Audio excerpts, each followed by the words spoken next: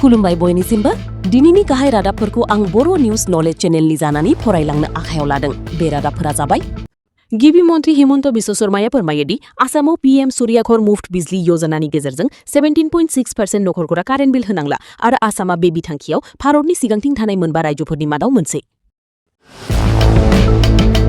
मुलि ड्राग्स हामनाय Assam against drugs बिथांखिनि गेजेरजों श्रीभूमि पुलिसा 2.34 करोड़ रांनि मुलि हमदों आरो 3 सुबुंफोरखौ जेलाव लांदों। भारतनि 16 रायजोफोरजों लोगोसे आसामावबो सीबीआईआ गोबां जायगाफोरखौ नायबिजिरदों। आसामाव दाब दाब जायगाफोराव जापानी इनसेफ्लाइटिस जेई बेरामजों थैनायनि अनजिमाया बांनाय नुनो मोन्दों मानोना 24 जुनाव आरोबाव सुबुंफोरनि थैनायनि खौरां मोन्नाय जादों। केतन अग्रवाल 18 जुनाव महाराष्ट्रनि लोहागढ़ फोर्टनिफ्राय गोलैनानै थैनाय जाथायखौ सिगाङाव मोनसे एक्सिडेन्ट होनना बुंनाय जादोंमोन, नाथाय दा बेखौ प्रि प्लान मर्डर सोरजिनाय होनना मिथिनो मोननाय जाबाय। बे खौरांनि बादिब्ला बे बुथारनाय खामानिखौ केतननि जानो गोनां हिन्जाव फियन्से सिया गोयल आरो बेनि मोजां मोनग्रा चेतन चौधरीया खालामदों होनना मिथिनो मोननाय जादों। महाराष्ट्रनि बे लोहागढ़ फोर्टयाव खामानि मावनाय सासे सिकिउरिटि गार्डआ केतन अग्रवालनि थैनायनि उनाव मा जादोंमोन बेखौ फोरमायदों। केतन अग्रवालआ 18 जुन खालि बे लोहागढ़ फोर्ट जायगानिफ्राय गोग्लैदोंमोन। सिकिउरिटि गार्डआ बुंदोंदि गाबनाय होख्रावनाय सोदोब खोनानानै बियो थाबैनो जाथाय जानाय थावनियाव थांदोंमोन आरो केतननि जानो गोनां हिन्जाव सिया गोयलखौ सोंदोंमोन। सिकिउरिटि गार्डआ गाव हाखु दाखु बियो पुलिसनो खौरां हरदोंमोन। सिकिउरिटि गार्डआ सिया गोयलखौ सोंदोंमोन दि मा जादों आरो बियो बुंदोंमोन दि बिनिफ्राय गोलैलांबाय आरोबाव मदद खालाम होननानै हरखाब गाबबाय थादोंमोन।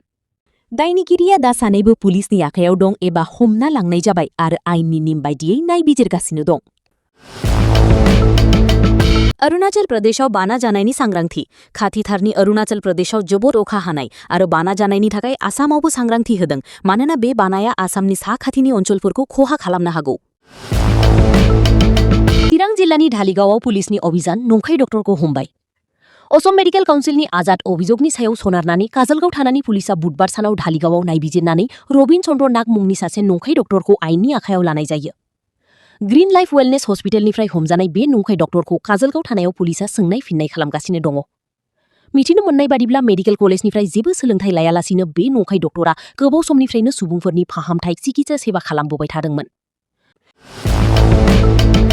मानस नेशनेल पार्कआ 25 जुननिफ्राय दावबायग्राफोरनि थाखाय बन्द थागोन होननानै अरनबारि बिफाननि बिथोनगिरिफोरा फोसावदों। बोथोरनि अखा हानाय, बेखि दैनि बांद्राय देरनाय आरो मोसौ मैसो एबा हाग्रामायाव थाग्रा जिब जुनारफोरनि थाखाय दावबायनायाव जेबो हेंथा थायै हगारनायखायनो बे बोसोरारि बन्दखौ खालामनाय जादों।